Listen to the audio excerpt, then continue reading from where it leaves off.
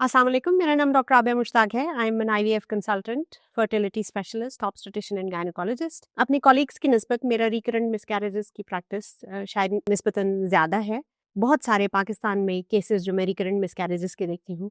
उसमें मल्टीपल वजूहात सामने आती हैं। पहली बात तो ये कि हमें ये सोच लेना चाहिए, प्रॉब्ली बहैसियत कौम, कज़न मैरिज कुदरत की तरफ से अलाउड है लेकिन फ़र्ज़ नहीं है। वो फैमिलीज़ जिनमें कोई एबनॉर्मेलिटीज़ की हिस्ट्री हो,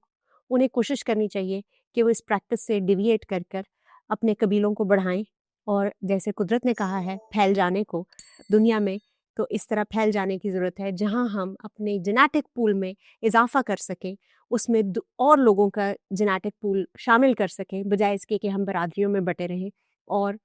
जेनेटिक एबनॉर्मेलिटीज़ का रिस्क लेते रहें।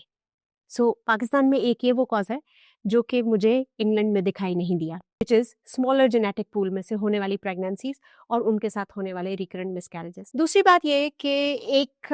सिंगल मिसकैरेज में हम सोचते हैं कि इस बच्चे में कोई जेनेटिक एबनॉर्मेलिटी हुई, जब सेल्स आपस में मिले वो 2 से 4 और 4 से 8 की डिवीजन हो रही थी, कोई एक डिवीजन ठीक नहीं हुई और कुदरत ने उस प्रेगनेंसी को वहाँ रोक दिया,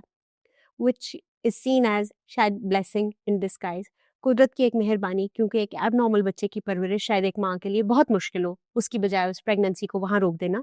एक कुदरत की तरफ से एक ब्लेसिंग है। अलबत्ता जब यही प्रोसेस 1 बार, 2 बार, 3 बार और 4 बार होता है तो ये एक औरत के लिए बहुत डेविस्टेटिंग होता है। बहुत ज़रूरी है कि हम उसकी वजह ढूंढने की कोशिश करें। ये वजह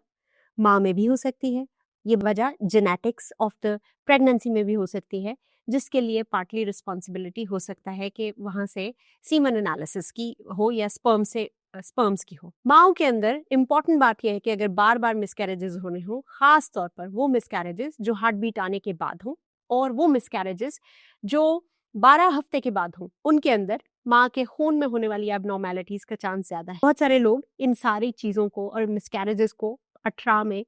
की एक टर्म में बंद करके पेश कर देते हैं। बहरहाल ये एक ऐसी टर्म है जिसका मेडिकल साइंस में कोई एग्जिस्टेंस मौजूद नहीं है। अलबत्ता रिकरेंट मिसकैरेजेस की सूरत में उस खातून का ब्लड वर्क होना जिसके अंदर हम कुछ एक कॉजेज़ को कम से कम ट्रीट कर सकते हैं, हम उन्हें खून पतला करने वाली दवाइयाँ दे सकते हैं, हम उनके मेक श्योर कर सकते हैं कि उनका विटामिन डी लेवल ठीक हो, उनका फॉलिक एसिड का लेवल ठीक हो,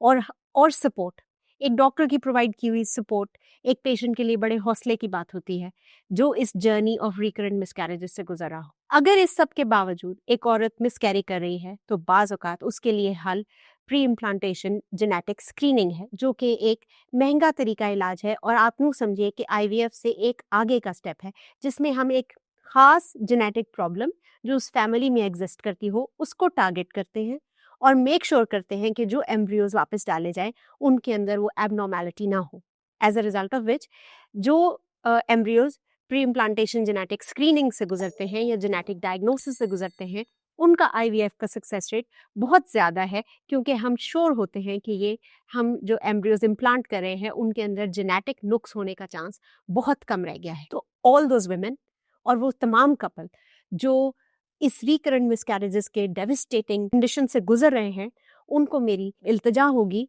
नॉट टू गिव अप और उसकी वजह जानने की कोशिश करें और ताकि उसको प्रॉपर्ली ट्रीट किया जा सके। Thank you.